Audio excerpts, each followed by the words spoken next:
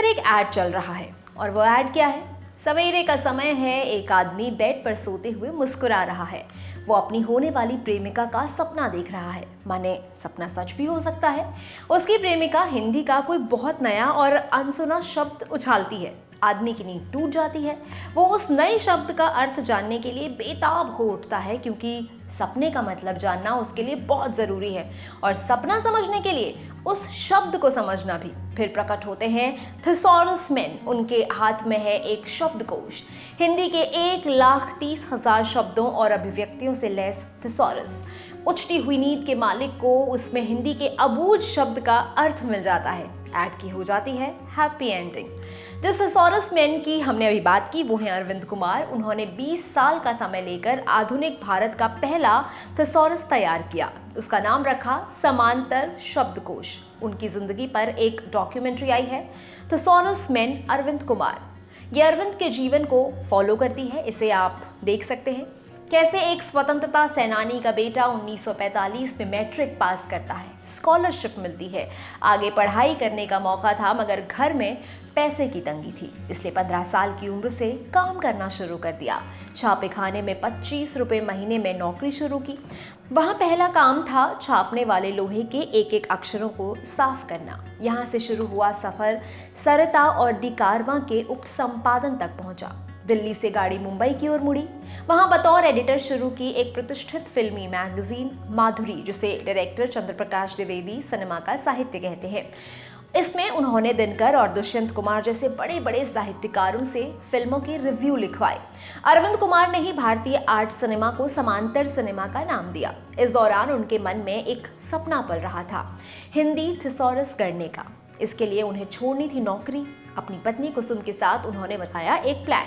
1973 में निर्णय लिया कि अगले 4 साल में सेविंग करके नौकरी छोड़ देंगे।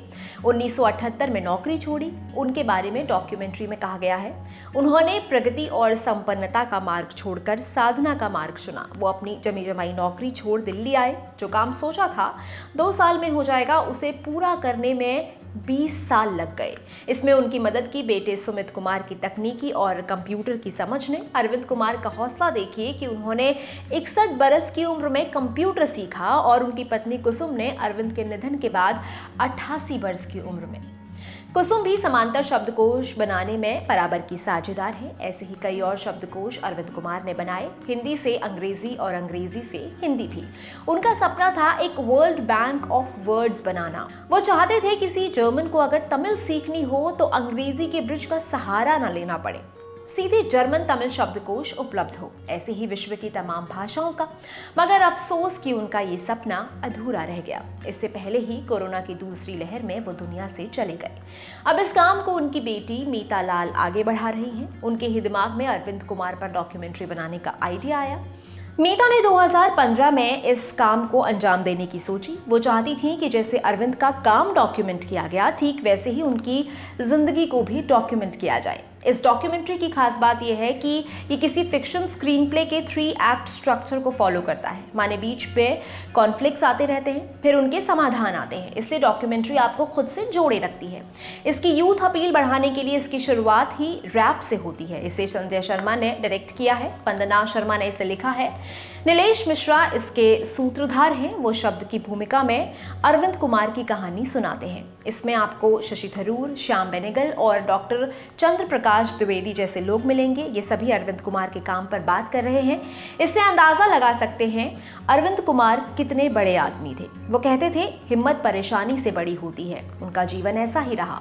उनके ऊपर हमेशा भाषा का कोई ना कोई बेताल चढ़ा ही रहा। एक काम खत्म हुआ तो दूसरा काम उठा लिया।